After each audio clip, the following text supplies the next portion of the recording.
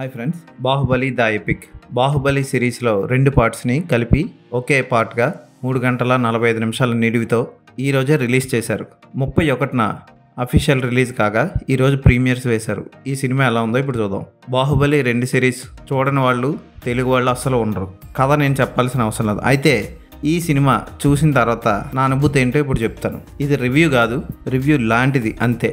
ఈ సినిమా చూస్తున్నంతసేపు అందంగా, పర్ఫెక్ట్గా ఫిట్గా ఉన్న ప్రభాస్ని మనం చూస్తాం.